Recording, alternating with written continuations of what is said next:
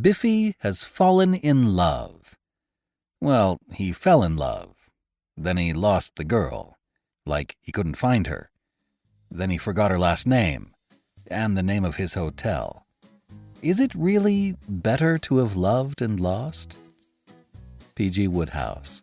Today on the Classic Tales podcast.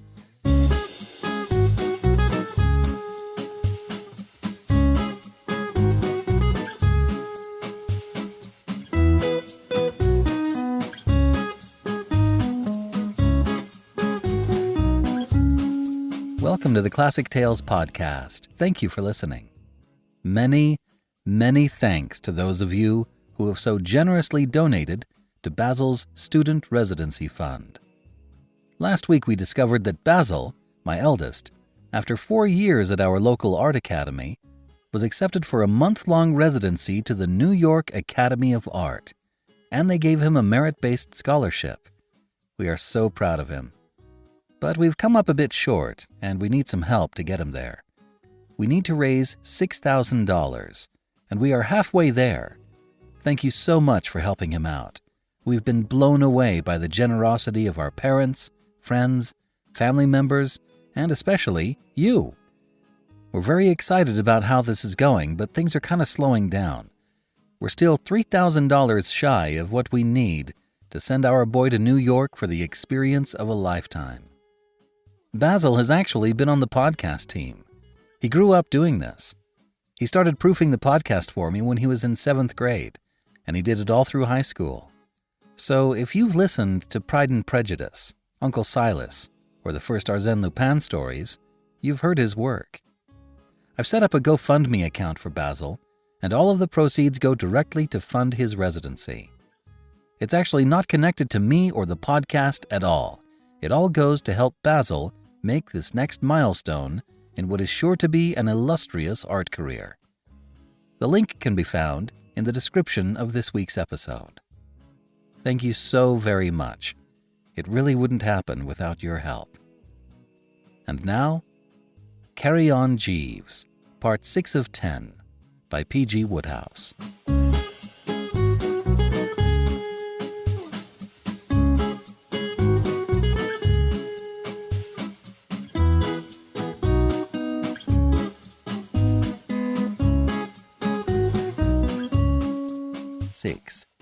The Rummy Affair of Old Biffy. "Jeeves," I said, emerging from the old tub, "rally round." "Yes, sir." I beamed on the man with no little geniality. I was putting in a week or two in Paris at the moment, and there's something about Paris that always makes me feel fairly full of espièglerie and joie de vivre. "Lay out our gents' medium-smart raiment, suitable for bohemian revels," I said. "I am lunching with an artist bloke on the other side of the river." "Very good, sir." "And if anybody calls for me, Jeeves, say that I shall be back towards the quiet evenfall." "Yes, sir. Mr. Biffin rang up on the telephone while you were in your bath." "Mr. Biffin? Good heavens!" Amazing how one's always running across fellows in foreign cities. Birds, I mean, whom you haven't seen for ages and would have betted weren't anywhere in the neighbourhood. Paris was the last place where I should have expected to find old Biffy popping up.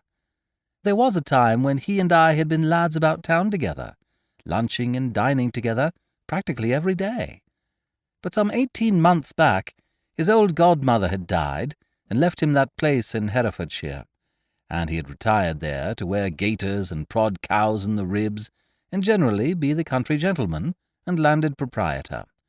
Since then I had hardly seen him. "Old Biffy in Paris? What's he doing here?" "He did not confide in me, sir," said Jeeves. A trifle frostily, I thought.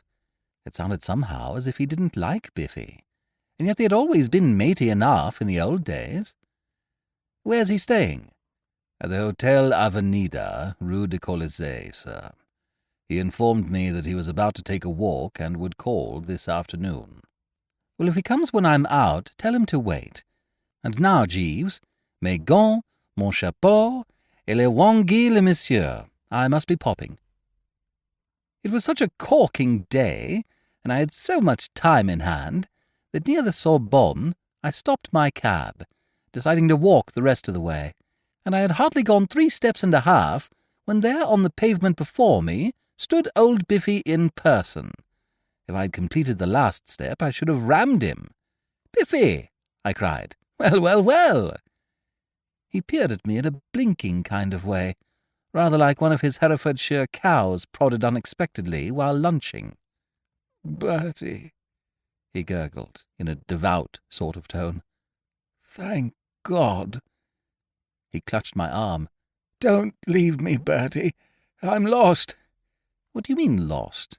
"I came out for a walk, and suddenly discovered after a mile or two that I didn't know where on earth I was. I've been wandering round in circles for hours." "Why didn't you ask the way?" "I can't speak a word of French." "Well, why didn't you call a taxi?" "I suddenly discovered I'd left all my money at my hotel." "You could have taken a cab and paid it when you got to the hotel." "Yes, but suddenly I discovered, dash it, that I'd forgotten its name." And there, in a nutshell, you have Charles Edward Biffin. As vague and woolen-headed a blighter as ever bit a sandwich, goodness knows. And my Aunt Agatha will bear me out in this. I'm no mastermind myself, but compared with Biffy, I'm one of the great thinkers of all time. "I'd give a shilling," said Biffy wistfully, "to know the name of that hotel." "You can owe it me. Hotel Avenida, Rue de Colisée." "Bertie, this is uncanny. How the deuce did you know?" "That was the address you left with Jeeves this morning." "So it was. I had forgotten." "Well, come along and have a drink, and then I'll put you in a cab and send you home. I'm engaged for lunch, but I've plenty of time." We drifted to one of the 11 cafes which jostled each other along the street, and I ordered restoratives. "What on earth are you doing in Paris?" I asked. "Bertie, old man," said Biffy solemnly, "I came here to try and forget." "Well, you've certainly succeeded." "You don't understand. The fact is, Bertie, old lad, my heart is broken. I'll tell you the whole story." "No, I say," I protested, but he was off.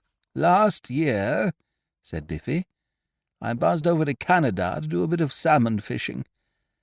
I ordered another. If this was going to be a fish story, I needed stimulants. "On the liner going to New York, I met a girl." Biffy made a sort of curious gulping noise, not unlike a bulldog trying to swallow half a cutlet in order to hurry so as to be ready for the other half. "Bertie, old man, I can't describe her. I simply can't describe her." This was all to the good. "She was wonderful. We used to walk on the boat deck after dinner. She was on the stage. At least, sort of." "How do you mean, sort of?" "Well, she had worked with a concert party and posed for artists and been a mannequin in a big dressmaker's and all that sort of thing, don't you know?" said Biffy vaguely. "Anyway, she had saved up a few pounds and was on her way to see if she could get a job in New York. She told me all about herself. Her father ran a milk walk in Clapham. Or it may have been Cricklewood. At least it was either a milk walk or a boot shop." Easily confused. "What I'm trying to make you understand," said Biffy, "is that she came of good, sturdy, respectable middle-class stock. Nothing flashy about her. The sort of wife any man might have been proud of." "Well, whose wife was she?" "Nobody's. That's the whole point of the story. I wanted her to be mine, and I lost her." "Had a quarrel, you mean?" "No, I don't mean we had a quarrel. I mean I literally lost her. The last I ever saw of her was in the customs sheds at New York. We were behind a pile of trunks, and I had just asked her to be my wife, and she had just said she would, and everything was perfectly splendid, when a most offensive blighter in a peaked cap came up to talk about some cigarettes which he had found at the bottom of my trunk, and which I had forgotten to declare. It was getting pretty late by then, for we hadn't docked till about 10:30, so I told Mabel to go on to her hotel, and I would come round next day and take her to lunch. And since then I haven't set eyes on her." You mean she wasn't at the hotel? Probably she was, but you don't mean you never turned up? Bertie, old man, said Biffy in an overwrought kind of way. For heaven's sake, don't keep trying to tell me what I mean and what I don't mean. Let me tell this my own way, or I shall get all mixed up and have to go back to the beginning. Tell it your own way, I said hastily. Well, then, to put it in a word, Bertie, I forgot the name of the hotel. By the time I'd done half an hour's heavy explaining about those cigarettes, my mind was a blank. I had an idea I had written the name down somewhere, but I couldn't have done, for it wasn't on any of the papers in my pocket. No, it was no good. She was gone. Why didn't you make inquiries? Well, the fact is, Bertie, I had forgotten her name. Oh, no, dash it, I said. This seemed a bit too thick even for Biffy. How could you forget her name? Besides, you told it me a moment ago, Muriel or something. Mabel, corrected Biffy coldly. It was her surname I'd forgotten, so I gave it up and went to Canada. But half a second, I said. You must have told her your name. I mean, if you couldn't trace her, she could trace you. Exactly. That's what makes it all seem so infernally hopeless. She knows my name and where I live and everything, but I haven't heard a word from her. I suppose when I didn't turn up at the hotel, she took it that was my way of hinting delicately that I had changed my mind and wanted to call the thing off. I suppose so, I said. There didn't seem anything else to suppose. Well, the only thing to do is to whiz around and try to heal the wound, what? How about dinner tonight? Winding up at the Abbaye, or one of those places? Biffy shook his head. It wouldn't be any good. I've tried it. Besides, I'm leaving on the 4 o'clock train. I have a dinner engagement tomorrow with a man who's nibbling at that house of mine in Herefordshire. Oh, are you trying to sell that place? I thought you liked it. I did. But the idea of going on living in that great lonely barn of a house after what has happened appalls me, Bertie. So when Sir Roderick Glossop came along— Sir Roderick Glossop? You don't mean the loony doctor? The great nerve specialist, yes. Why, do you know him? It was a warm day, but I shivered. I was engaged to his daughter for a week or two, I said, in a hushed voice. The memory of that narrow squeak almost made me faint. Has he a daughter? Said Biffy, absently. He has. Let me tell you all about— Not just now, old man, said Biffy, getting up. I ought to be going back to my hotel to see about my packing. Which, after I had listened to his story, struck me as pretty low down. However, the longer you live, the more you realize that the good old sporting spirit of give and take has practically died out in our midst. So I boosted him into a cab and went off to lunch. It can't have been more than 10 days after this that I received a nasty shock while getting outside my morning tea and toast. The English papers had arrived, and Jeeves was just drifting out of the room after depositing the Times by my bedside, when, as I idly turned the pages in search of the sporting section, a paragraph leaped out and hit me squarely in the eyeball, as follows. Forthcoming marriages. Mr. C.E. Biffin and Miss Glossop. The engagement is announced between Charles Edward, only son of the late Mr. E.C. Biffin, and Mrs. Biffin of 11 Penslow Square, Mayfair, and Honoria Jane Louise, only daughter of Sir Roderick and Lady Glossop of 6B Harley Street, West. Great Scott! I exclaimed. Sir, said Jeeves, turning at the door. Jeeves? You remember Miss Glossop? Very vividly, sir. She's engaged to Mr. Biffin. Indeed, sir, said Jeeves, and with not another word he slid out. The blighter's calm amazed and shocked me. It seemed to indicate that there must be a horrible streak of callousness in him. I mean to say, it wasn't as if he didn't know Honoria Glossop. I read the paragraph again. A peculiar feeling it gave me. I don't know if you have ever experienced the sensation of seeing the announcement of the engagement of a pal of yours, To a girl whom you were only saved from marrying yourself by the skin of your teeth, it induces a sort of— well, it's difficult to describe it exactly, but I should imagine a fellow would feel much the same if he happened to be strolling through the jungle with a boyhood chum and met a tigress or a jaguar or what-not, and managed to shin up a tree and look down and saw the friend of his youth vanishing into the undergrowth in the animal's slavering jaws. A sort of profound, prayerful relief, if you know what I mean, blended at the same time with a pang of pity. What I'm driving at is that, thankful as I was that I hadn't had to marry Honoria myself, I was sorry to see a really good chap like old Biffy copping it. I sucked down a spot of tea and began to brood over the business. Of course, there are probably fellows in the world, tough, hardy blokes with strong chins and glittering eyes, who could get engaged to this glossop menace and like it. But I knew perfectly well that Biffy was not one of them. Honoria, you see, is one of those robust, dynamic girls, with the muscles of a welterweight and a laugh like a squadron of cavalry charging over a tin bridge. A beastly thing to have to face over the breakfast table. Brainy, moreover, the sort of girl who reduces you to pulp with 16 sets of tennis and a few rounds of golf, and then comes down to dinner as fresh as a daisy, expecting you to take an intelligent interest in Freud. If I had been engaged to her another week, her old father would have had one more patient on his books, and Biffy is much the same quiet sort of peaceful, inoffensive bird as me. I was shocked, I tell you, shocked. And as I was saying, the thing that shocked me most was Jeeves's frightful lack of proper emotion.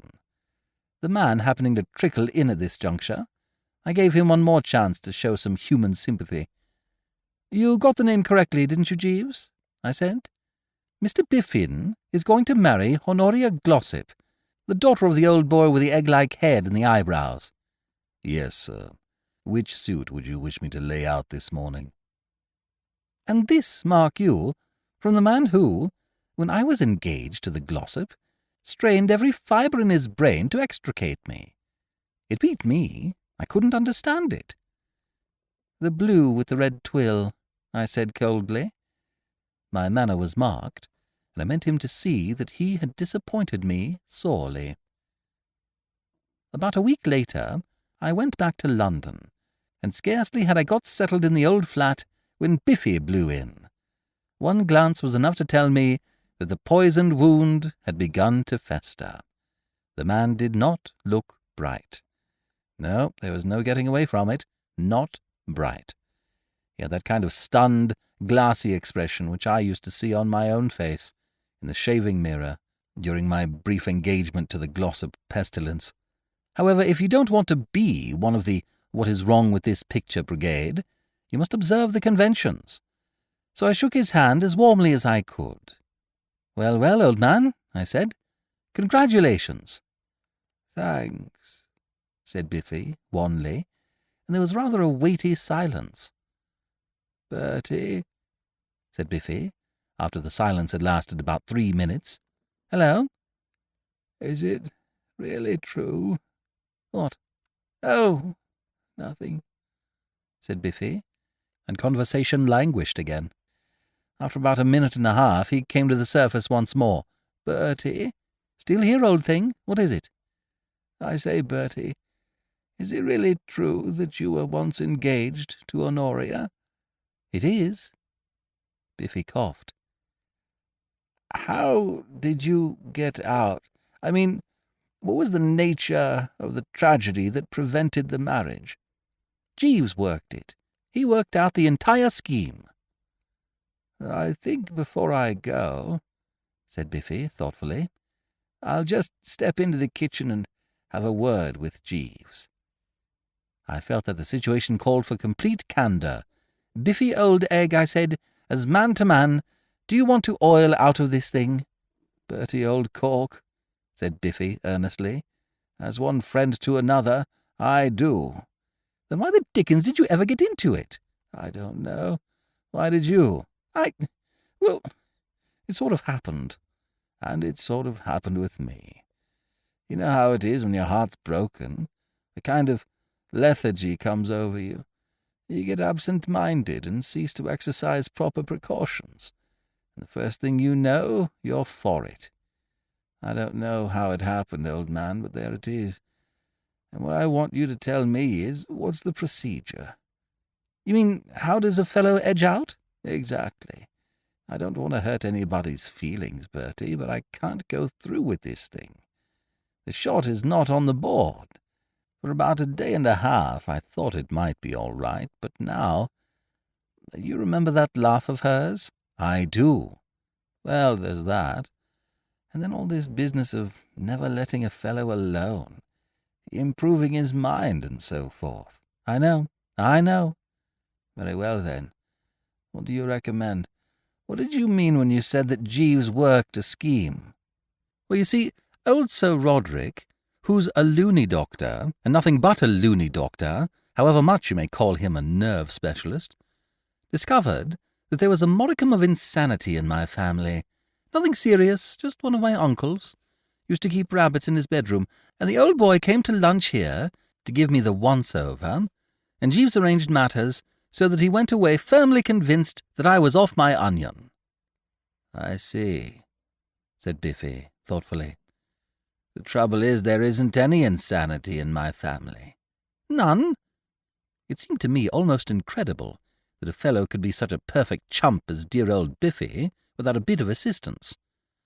"Not a loony on the list," he said gloomily. "It's just like my luck. The old boy's coming to lunch with me tomorrow, no doubt to test me as he did you, and I never felt saner in my life." I thought for a moment. The idea of meeting Sir Roderick again gave me a cold, shivery feeling. But when there is a chance of helping a pal, we Worcesters have no thought of self. "Look here, Biffy," I said, "I'll tell you what. I'll roll up for that lunch. It may easily happen that when he finds you are a pal of mine, he will forbid the banns right away and no more questions asked." "Something in that," said Biffy, brightening. "Awfully sporting of you, Bertie." "Oh, not at all," I said. "And meanwhile I'll consult Jeeves, put the whole thing up to him and ask his advice. He's never failed me yet. All brain, that chap. His head sticks out at the back and he feeds entirely on fish." Biffy pushed off, a good deal braced, and I went into the kitchen. "Jeeves," I said, "I want your help once more. I've just been having a painful interview with Mr. Biffin." "Indeed, sir." "It's like this," I said, and told him the whole thing. It was rummy, but I could feel him freezing from the start. As a rule, when I call Jeeves into conference on one of these little problems, he's all sympathy and bright ideas, but not today. "I fear, sir," he said when I had finished, "it is hardly my place to intervene in a private matter affecting—" "Oh, come!" "No, sir. It would be taking a liberty." "Jeeves," I said, tackling the blighter squarely, "what have you got against old Biffy?" "I, sir?" "Yes, you." "I assure you, sir." "Oh, well, if you don't want to chip in and save a fellow creature, I suppose I can't make you. But let me tell you this. I am now going back to the sitting-room, and I am going to put in some very tense thinking. You'll look pretty silly when I come and tell you that I've got Mr. Biffin out of the soup without your assistance. Extremely silly you'll look." "Yes, sir. Shall I bring you a whiskey and soda, sir?" "No. Coffee. Strong and black. And if anybody wants to see me, tell him that I'm busy and can't be disturbed." An hour later, I rang the bell. "Jeeves," I said with hauteur. "Yes, sir." "Kindly ring Mr. Biffin up on the phone and say that Mr. Worcester presents his compliments and that he has got it." I was feeling more than a little pleased with myself next morning as I strolled round to Biffy's. As a rule, the bright ideas you get overnight have a trick of not seeming quite so frightfully fruity when you examine them by the light of day, but this one looked as good at breakfast as it had done before dinner. I examined it narrowly from every angle, and I didn't see how it could fail. A few days before, my Aunt Emily's son Harold had celebrated his 6th birthday, and being up against the necessity of weighing in with a present of some kind, I had happened to see in a shop in the Strand a rather sprightly little gadget, well calculated in my opinion to amuse the child and endear him to one and all.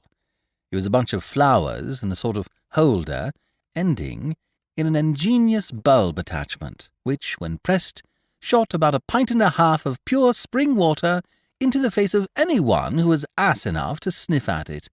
It seemed to me just the thing to please the growing mind of a kid of 6, and I had rolled round with it. But when I got to the house, I found Harold sitting in the midst of a mass of gifts so luxurious and costly that I simply hadn't the crust to contribute a thing that had set me back a mere 11 pence halfpenny. So with rare presence of mind, for we Worcesters can think quick on occasion, I wrenched my Uncle James's card off a toy aeroplane, substituted my own, and trousered the squirt, which I took away with me. It had been lying around in my flat ever since, and it seemed to me that the time had come to send it into action.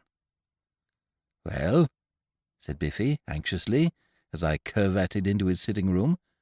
The poor old bird was looking pretty green about the gills. I recognized the symptoms. I had felt much the same myself, when waiting for Sir Roderick to turn up and lunch with me. How the deuce people who have anything wrong with their nerves can bring themselves to chat with that man, I can't imagine. And yet he has the largest practice in London. Scarcely a day passes without his having to sit on somebody's head and ring for the attendant to bring the strait-waistcoat. And his outlook on life has become so jaundiced, through constant association with coves who are picking straws out of their hair, that I was convinced that Biffy had merely got to press the bulb and nature would do the rest. So I patted him on the shoulder and said, "It's all right, old man." "What does Jeeves suggest?" asked Biffy eagerly. "Jeeves doesn't suggest anything." "But you said it was all right." "Jeeves isn't the only thinker in the Worcester home, my lad. I have taken over your little problem, and I can tell you at once that I have the situation well in hand." "You?" said Biffy. His tone was far from flattering. It suggested a lack of faith in my abilities, and my view was that an ounce of demonstration would be worth a ton of explanation.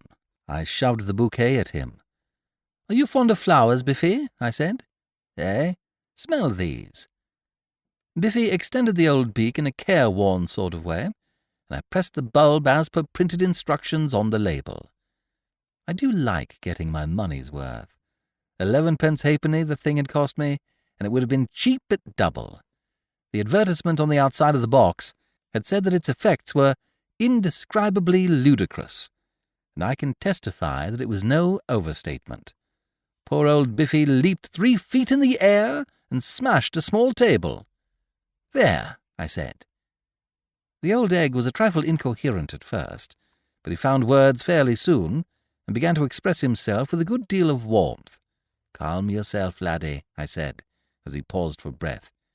It was no mere jest to pass an idle hour. It was a demonstration. Take this, Biffy, with an old friend's blessing. Refill the bulb, shove it into Sir Roderick's face, press firmly, and leave the rest to him. I'll guarantee that in something under 3 seconds the idea will have dawned on him that you are not required in his family." Biffy stared at me.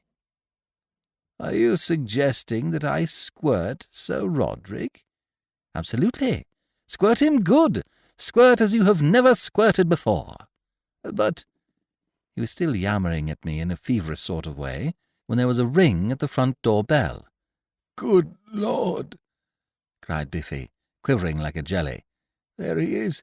Talk to him while I go and change my shirt."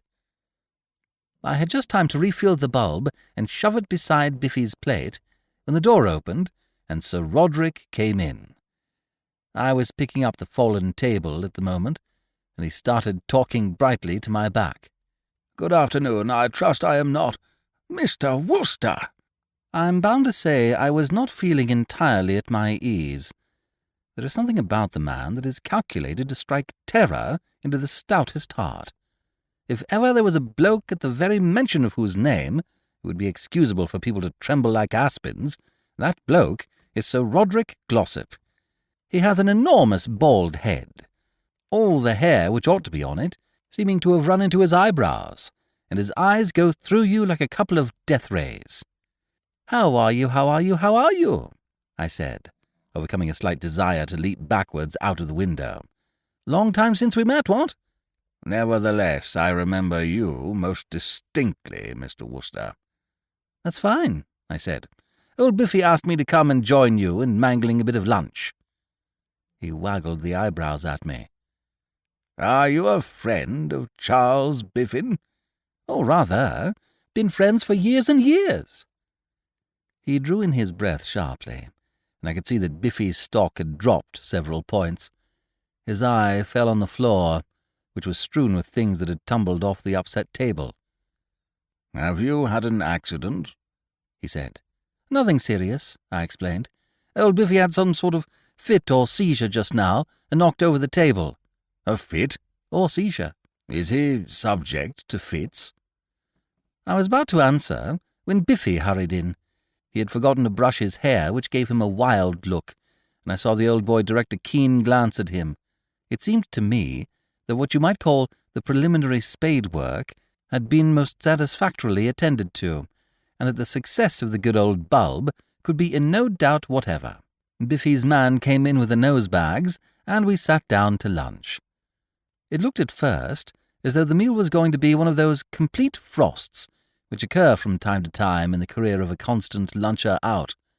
Biffy, a very C3 host, contributed nothing to the feast of reason and flow of soul beyond an occasional hiccup, and every time I started to pull a nifty, Sir Roderick swung round on me with such a piercing stare that it stopped me in my tracks. Fortunately, however, the second course consisted of a chicken fricassee of such outstanding excellence that the old boy, after wolfing a plateful, handed up his dinner pail for a second instalment and became almost genial. "I am here this afternoon, Charles," he said, with what practically amounted to bonhomie, "on what I might describe as a mission. Yes, a mission. This is most excellent chicken." "Glad you like it," mumbled old Biffy. "Singularly toothsome," said Sir Roderick, pronging another half-ounce. "Yes, as I was saying, a mission.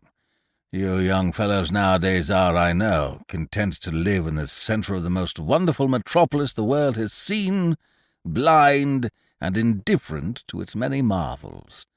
I should be prepared, were I a betting man, which I am not, to wager a considerable sum that you have never in your life visited even so historic a spot as Westminster Abbey. Am I right?" Biffy gurgled something about always having meant to. "Nor the Tower of London?" "No, nor the Tower of London."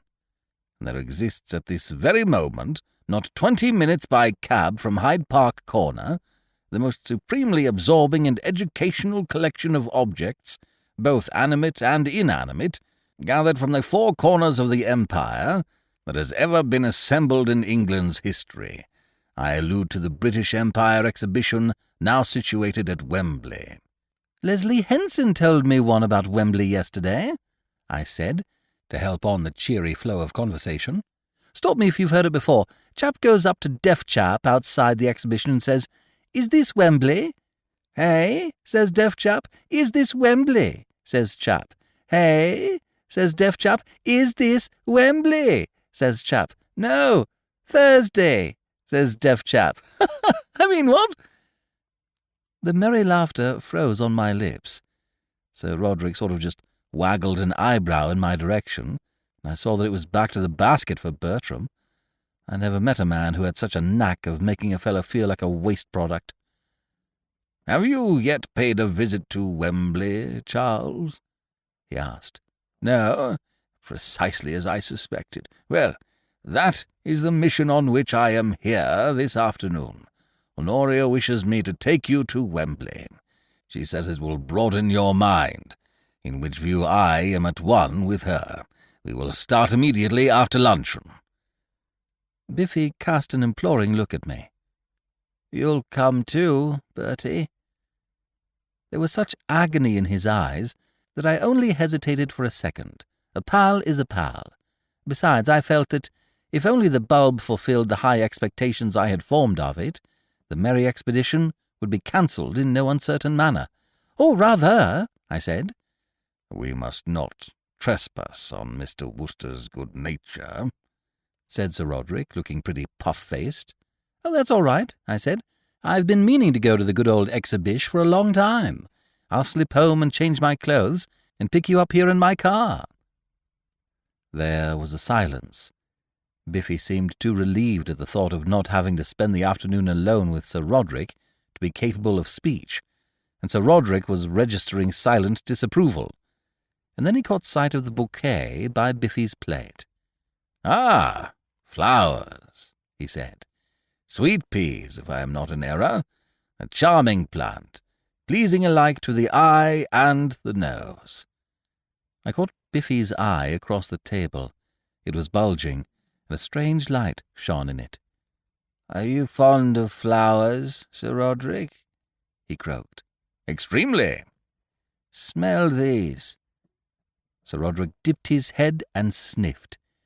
Biffy's fingers closed slowly over the bulb. I shut my eyes and clutched the table. "Very pleasant," I heard Sir Roderick say. "Very pleasant indeed." I opened my eyes, and there was Biffy leaning back in his chair with a ghastly look, and the bouquet on the cloth beside him. I realized what had happened. In that supreme crisis of his life, with his whole happiness depending on a mere pressure of the fingers, Biffy, the poor spineless fish, had lost his nerve. My closely reasoned scheme had gone phut. Jeeves was fooling about with the geraniums in the sitting-room window box when I got home. "They make a very nice display, sir," he said, cocking a paternal eye at the things. "Don't talk to me about flowers," I said. "Jeeves, I know now how a general feels when he plans out some great scientific movement and his troops let him down at the 11th hour." "Indeed, sir." "Yes," I said, and told him what had happened. He listened thoughtfully. "A somewhat vacillating and changeable young gentleman, Mr. Biffin," was his comment when I had finished. "Would you be requiring me for the remainder of the afternoon, sir?" "No, I'm going to Wembley. I just came back to change and get the car. Produce some fairly durable garments, which can stand getting squashed by the many-headed Jeeves, and then phone to the garage." "Very good, sir. The grey Cheviot lounge will, I fancy, be suitable. Would it be too much if I asked you to give me a seat in the car, sir? I had thought of going to Wembley myself this afternoon." "Eh? Oh, all right." "Thank you very much, sir." I got dressed, and we drove round to Biffy's flat. Biffy and Sir Roderick got in at the back, and Jeeves climbed into the front seat next to me. Biffy looked so ill-attuned to an afternoon's pleasure that my heart bled for the blighter, and I made one last attempt to appeal to Jeeves's better feelings. "I must say, Jeeves," I said, "I'm dashed disappointed in you." "I am sorry to hear that, sir." "Well, I am. Dashed disappointed. I do think you might rally round. Did you see Mr. Biffin's face?" "Yes, sir." "Well, then." "If you will pardon my saying so, sir, Mr. Biffin has surely only himself to thank if he has entered upon matrimonial obligations which do not please him." "You're talking absolute rot, Jeeves. You know as well as I do that Honoria Glossop is an act of God. You might just as well blame a fellow for getting run over by a truck." "Yes, sir." "Absolutely yes. Besides, the poor ass wasn't in a condition to resist. He told me all about it.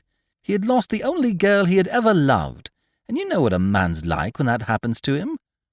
"How was that, sir?" "Apparently he fell in love with some girl on the boat going over to New York, and they parted at the customs sheds, arranging to meet next day at her hotel. Well, you know what Biffy's like. He forgets his own name half the time. He never made a note of the address, and it passed clean out of his mind. He went about in a sort of trance, and suddenly woke up to find that he was engaged to Honoria Glossop." "I did not know of this, sir." "I don't suppose anybody knows of it except me. He told me when I was in Paris." I should have supposed it would have been feasible to make inquiries, sir. That's what I said, but he had forgotten her name. That sounds remarkable, sir. I said that too, but it's a fact.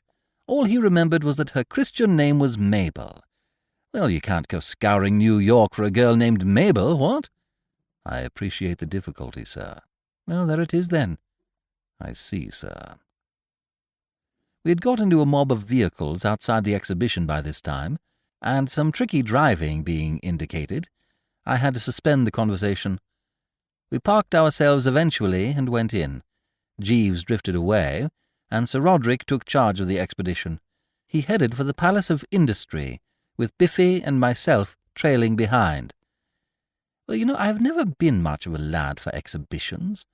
The citizenry in the mass always rather puts me off, and after I had been shuffling along with the multitude for a quarter of an hour or so, I feel as if I were walking on hot bricks. About this particular binge, too, there seemed to me a lack of what you might call human interest.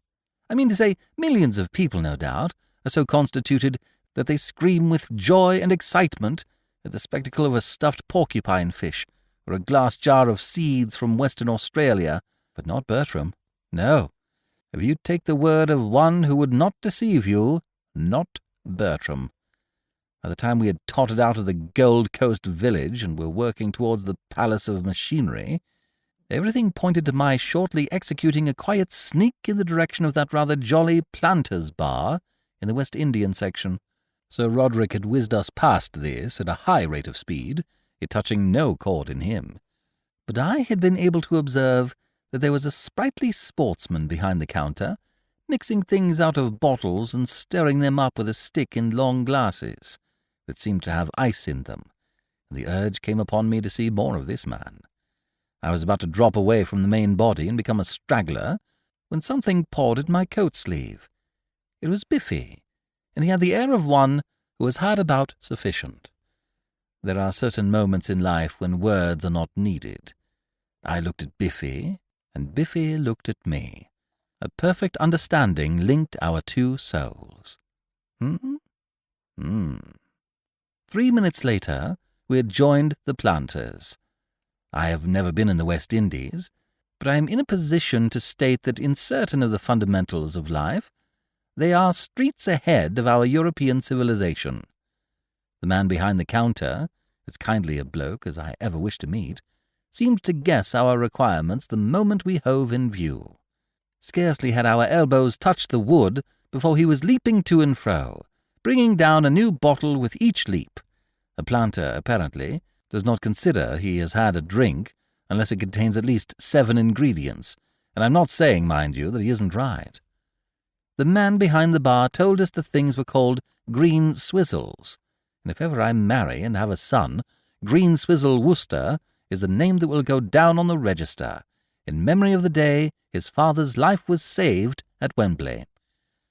After the third, Biffy breathed a contented sigh. "Where do you think Sir Roderick is?" he said. "Biffy, old thing," I replied frankly, "I'm not worrying." "Bertie, old bird," said Biffy, "nor am I." He sighed again, and broke a long silence by asking the man for a straw. "Bertie," he said, "I've just remembered something rather rummy. You know Jeeves?" I said I knew Jeeves. "Well, a rather rummy incident occurred as we were going into this place. Old Jeeves sidled up to me and said something rather rummy. You'll never guess what it was." "No, I don't believe I ever shall." "Jeeves said," proceeded Biffy earnestly, and I am quoting his very words, "Jeeves said, 'Mr. Biffin,' addressing me, you understand." "I understand." "Mr. Biffin," he said, "I strongly advise you to visit the—" "The what?" I asked, as he paused. "Bertie, old man," said Biffy, deeply concerned, "I've absolutely forgotten." I stared at the man. "What I can't understand," I said, "is how you managed to run that Herefordshire place of yours for a day. How on earth do you remember to milk the cows and give the pigs their dinner?" "Oh, that's all right. There are divers blokes about the places. Hirelings and menials, who look after all that." "Ah," I said. "Well, that being so, let us have one more green swizzle, and then hey for the amusement park." When I indulged in those few rather bitter words about exhibitions, it must be distinctly understood that I was not alluding to what you might call the more earthy portion of these curious places. I yield to no man in my approval of those institutions where, on a payment of $1, you are permitted to slide down a slippery runway sitting on a mat. I love the jiggle-joggle, and I am prepared to take on all and sundry at skee-ball for money, stamps, or Brazil nuts. But, joyous reveller as I am on these occasions, I was simply not in it with old Biffy. Whether it was the green swizzles or merely the relief of being parted from Sir Roderick, I don't know. But Biffy flung himself into the pastimes of the proletariat with a zest that was almost frightening. I could hardly drag him away from the whip, and as for the switchback, he looked like spending the rest of his life on it. I managed to remove him at last. He was wandering through the crowd at my side with gleaming eyes, hesitating between having his fortune told and taking a whirl at the wheel of joy, when he suddenly grabbed my arm and uttered a sharp animal cry. "Bertie!" Now what? He was looking at a large sign over a building. "Look! Palace of Beauty!" I tried to choke him off. I was getting a bit weary by this time, not so young as I was. "You don't want to go in there," I said. "The fellow at the club was telling me about that. It's only a lot of girls. You don't want to see a lot of girls." "I do want to see a lot of girls," said Biffy firmly. "Dozens of girls, and the more unlike Honoria they are, the better. Besides, I've suddenly remembered that that's the place Jeeves told me to be sure and visit. It all comes back to me. Mr. Biffin, he said, I strongly advise you to visit the Palace of Beauty. Now, what the man was driving at, or what his motive was, I don't know. But I ask you, Bertie, is it wise, is it safe, is it judicious ever to ignore Jeeves's lightest word? We enter by the door on the left. I don't know if you know this Palace of Beauty place. It's a sort of aquarium full of the delicately nurtured instead of fishes. You go in, and there is a kind of cage with a female goggling out at you through a sheet of plate glass. She's dressed in some weird kind of costume, and over the cage is written, Helen of Troy. You pass on to the next, and there's another one doing jiu-jitsu with a snake. Subtitle, Cleopatra. You get the idea. Famous women through the ages and all that. I can't say it fascinated me to any great extent. I maintain that lovely woman loses a lot of her charm if you have to stare at her in a tank. Moreover, it gave me a rummy sort of feeling of having wandered into the wrong bedroom at a country house, and I was flying past at a fair rate of speed, anxious to get it over, when Biffy suddenly went off his rocker. At least it looked like that. He let out a piercing yell, grabbed my arm with a sudden clutch that felt like the bite of a crocodile, and stood there gibbering. Ejaculated Biffy, or words to that general import. A large and interested crowd had gathered round. I think they thought the girls were going to be fed or something, but Biffy paid no attention to them. He was pointing in a loony manner at one of the cages. I forget which it was, but the female inside wore a ruff, so it may have been Queen Elizabeth or Boudica or someone of that period. She was rather a nice-looking girl, and she was staring at Biffy in much the same pop-eyed way as he was staring at her. "Maybelle!" yelled Biffy, going off in my ear like a bomb. I can't say I was feeling my chirpiest. Drama is all very well, but I hate getting mixed up in it in a public spot, and I had not realized before how dashed public this spot was. The crowd seemed to have doubled itself in the last 5 seconds, and while most of them had their eye on Biffy, quite a goodish few were looking at me as if they thought I was an important principal in the scene and might be expected at any moment to give one of my best in the way of wholesome entertainment for the masses. Biffy was jumping about like a lamb in the springtime, and what is more, a feeble-minded lamb. "Bertie, it's her! It's she!" He looked about him wildly. "Where the deuce is the stage door?" he cried. Where's the manager? I want to see the house manager immediately." And then he suddenly bounded forward and began hammering on the glass with his stick. "I say, old lad," I began, but he shook me off. These fellows who live in the country are apt to go in for fairly sizable clubs instead of the light canes which your well-dressed man about town considers suitable for metropolitan use. And down in Herefordshire, apparently something in the nature of a knob-carry is de rigueur. Biffy's first slosh smashed the glass all to hash. 3 more cleared the way for him to go into the cage without cutting himself. And before the crowd had time to realize what a wonderful bobsworth it was getting in exchange for its entrance fee, he was inside, engaging the girl in earnest conversation. And at the same moment, 2 large policemen rolled up. You can't make policemen take the romantic view. Not a tear did these 2 blighters stop to brush away. They were inside the cage and out of it, and marching Biffy through the crowd before you had time to blink. I hurried after them, to do what I could in the way of soothing Biffy's last moments, and the poor old lad turned a glowing face in my direction. "Chiswick, 60873, he bellowed, in a voice charged with emotion. "Write it down, Bertie, or I shall forget it. Chiswick, 60873, her telephone number."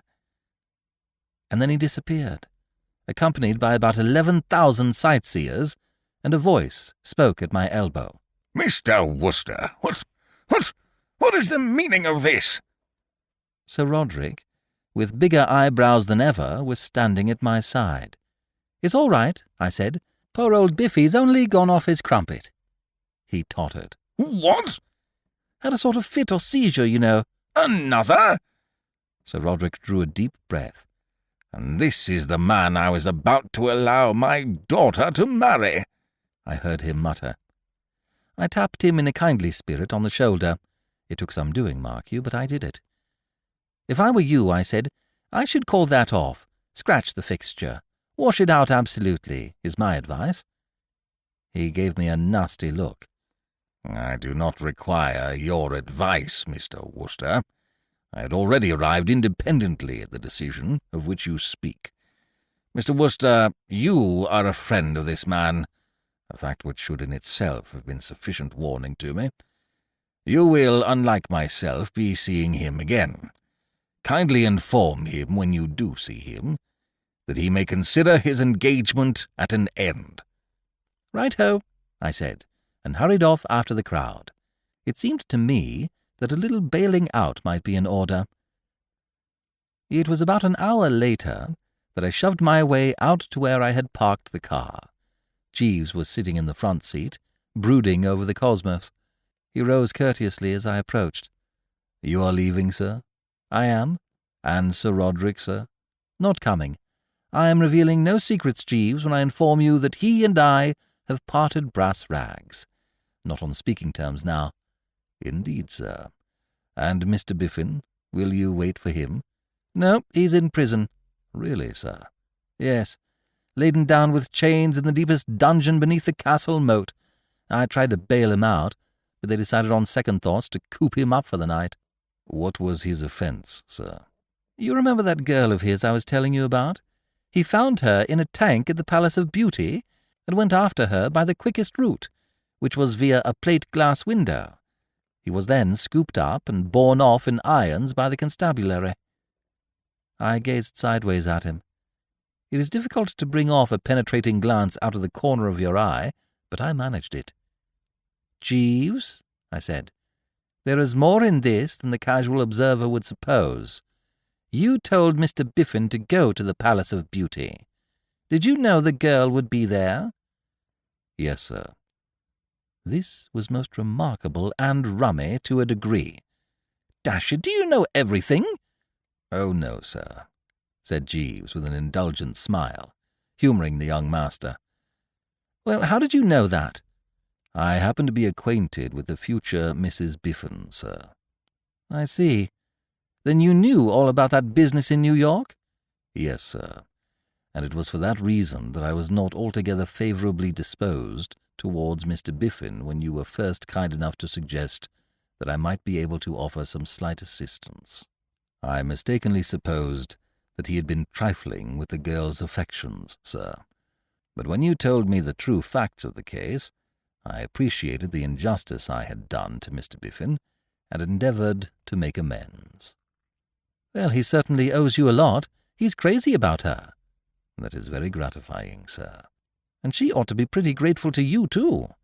Old Biffy's got 15,000 a year, not to mention more cows, pigs, hens, and ducks than he knows what to do with. A dashed useful bird to have in any family. Yes, sir. Tell me, Jeeves, I said, how did you happen to know the girl in the first place? Jeeves looked dreamily out into the traffic. She is my niece, sir. If I might make the suggestion, sir, I should not jerk the steering wheel with quite such suddenness. We very nearly collided with that omnibus.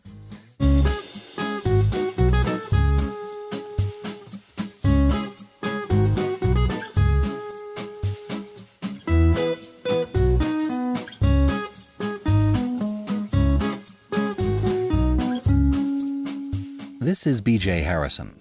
I hope you've enjoyed this unabridged production of Carry On Jeeves, Part 6 of 10 by P.G. Wodehouse.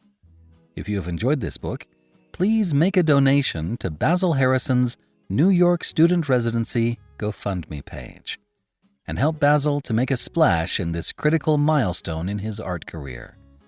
Thank you so much for your help. A link to the GoFundMe page can be found in the description for this episode. Thank you for joining me today and allowing classic literature to awaken your better self. Please join me every week, and we'll rediscover the greatest stories ever put to paper.